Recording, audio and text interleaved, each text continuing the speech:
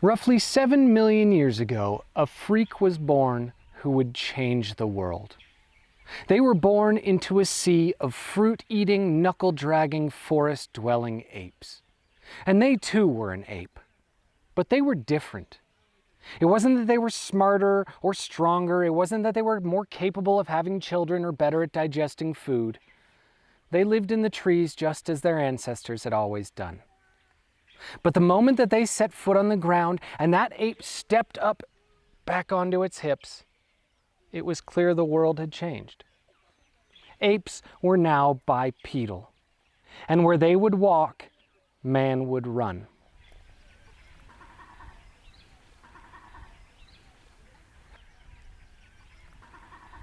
"20 million years ago, tectonic forces beneath the Tibetan Plateau forced the land to rise so drastically that it would create the largest mountains on Earth.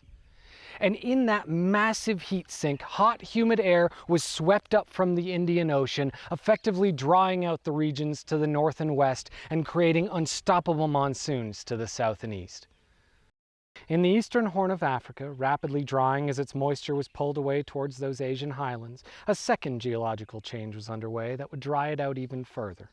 A large strip of magma running beneath the earth cracked a valley down the middle of modern-day Africa, driving the land up on either side like the surface of your lips in the sun.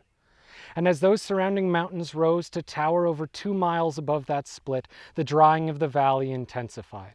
With the humidity of the Indian Ocean now blocked from the land by the newly formed highlands, much of East Africa had become more parched than it had been in hundreds of millions of years. But for the creatures living in these lands, this would have been completely unnoticeable.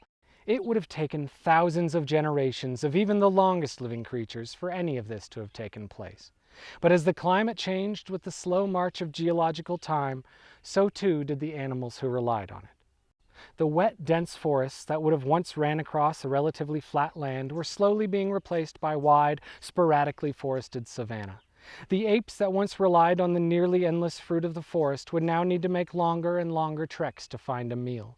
As they walked, their hips would scream in pain. Apes were meant for trees, not the plains. Their bodies were adapted to climbing, not running. But this freak was different. Their hips had shifted in a way that allowed them to stand upright for longer periods of time, and as the forest began to thin around them, this made them the first among equals.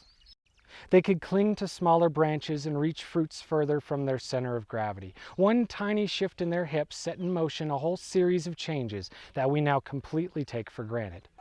It allowed them to walk further, faster, and with less pain than those who'd come before. Splitting into many competing groups, their bodies would slowly morph to better suit the new environment. Or, perhaps more accurately, the environment would destroy those who failed to adapt to it. As those early hominins began to stand on their own 2 feet, it freed their hands to run with food and carry tools. They could now fight with fists, not just teeth, protecting their faces from the enemy assault. Their ever-lengthening bodies could now see above the tall grass and spot predators. The sun would no longer beat down on their entire torso, lessening the chance of death by overheating. None of these late apes made any intentional choices to change. It's just that those that couldn't simply died. In the Awash Valley of Ethiopia in the early 1970s, researchers unearthed what was perhaps the most well-known hominin ever discovered. One of the many once missing links in a long chain of adaptations that brought us into this world. Her name is Lucy to most, but to the local people she's known as Marvelous, Dinkanesh in Amharic, and she lived and died over 3 million years ago, a bipedal ape. We can tell from her ribcage that she was a plant eater, and from her femur that she stood on 2 legs. Her kneecap tells us that although she would have been at home in the trees, she spent most of her time on the ground walking upright. Compared to the apes who came before, her arms were slightly shorter and her legs were slightly longer. In her hips, we can see that she was once bitten by a carnivore. Whether it killed her, we'll likely never know. But frankly, it doesn't really matter. But to me, the most important thing is that she lived at all, because she represents a clear shift in human evolution. 3.2 million years ago, hominins had left the forest for good. Our predecessors and the splinters that came off of them were no longer uniquely tree-dwelling creatures. As time progressed, so too did the bodies of those once great apes. These new creatures weren't just walking the savanna now, they were running it. Spines straightened and toes uncurled. Their centers of gravity shifted and their joints grew stronger. Their body hair decreased and their glands opened up to allow for more sweat. But most importantly, their hips became shorter, wider, and with a more pronounced bowl. Simultaneously, to every mother's chagrin, their heads began to grow as well. In a series of spurts, the brains of the savanna apes began to rapidly increase in size. With smaller hips and larger heads, their mothers began to die en masse. Childbirth became an incredibly dangerous affair. Hominin society adapted to the deaths, and so did their bodies. Gestation periods shortened dramatically, and babies were now being born without the skills required to survive on their own. It would take years to catch them up to speed, but at least their heads were small. With so many children born without mothers, menopause began in elder women, allowing them time to care for children not their own.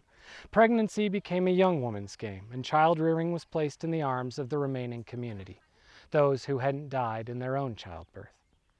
Ironically, this growth of the brain was likely caused by a lack of food rather than an abundance of it.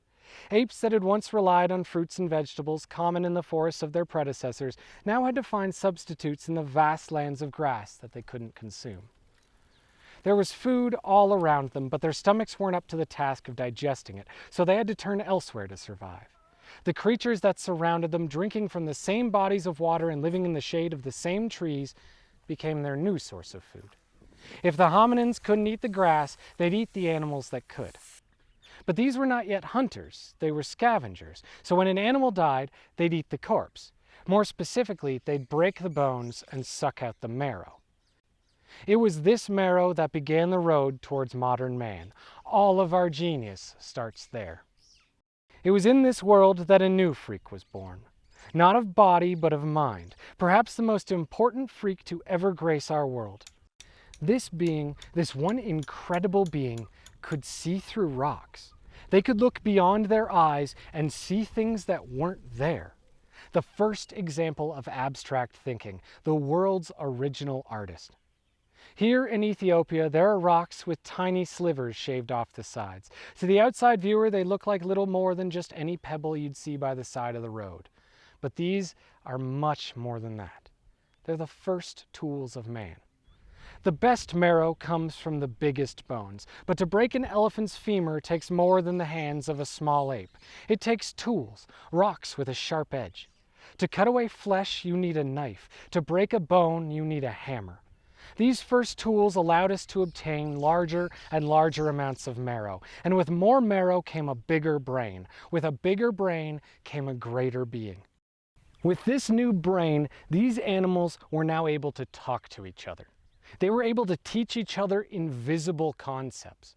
And as they got smarter and more capable, they began to look at the animals around them.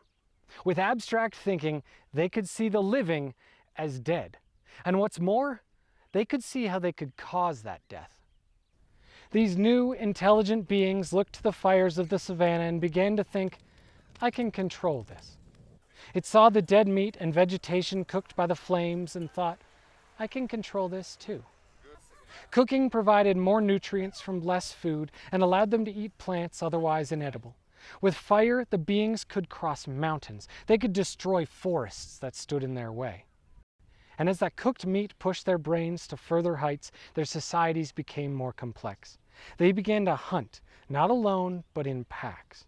They began to combine their unique ability to run with their ability to think, tracking their prey for days on end. Social groups grew in size as food allowed for a larger community, and with that larger community came even further brain development. The more they talked, it seemed, the smarter they became. As these beings relied more and more on their tools to survive, their bodies continued to develop around them. Their thumbs could now reach their fingers, allowing a form of grip previously unseen in the world. Their shoulders and arms allowed them to throw, which combined with the newly invented arrowhead created spears that would allow them to conquer beings far beyond their size and strength. Soon, these creatures were hunting animals 10 times their size, cooking the meat and sharing it among those who didn't take part in the hunt. With fire, hunting, communication, and organization, these hominins began to conquer the world. They walked across the planet, settling in almost every corner of the globe. They survived the height of a desert summer and the cold of an Arctic winter. They caught food in waters they couldn't breathe in and domesticated animals to help them hunt. Soon, the most adaptable would outcompete the rest, the last remaining ape of the savanna: man. Homo sapiens are not the being that changed everything. They're just another set of freaks in a long line of freaks.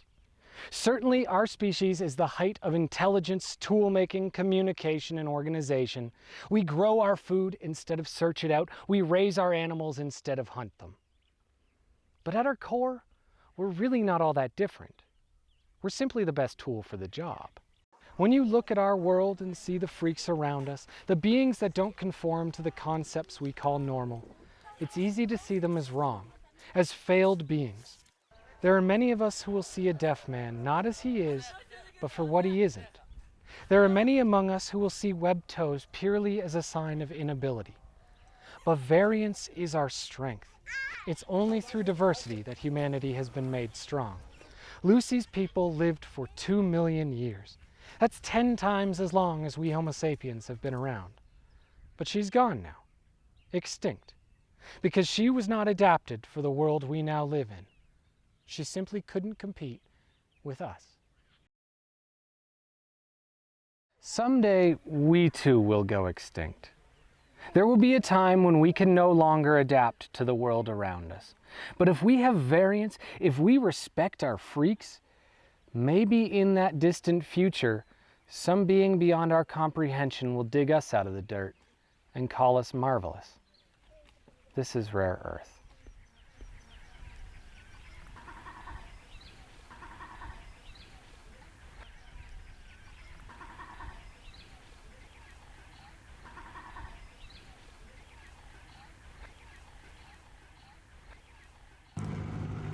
So you're really going to watch out when you're going walking the Ethiopian streets, because you will go through and maybe mess your hand up.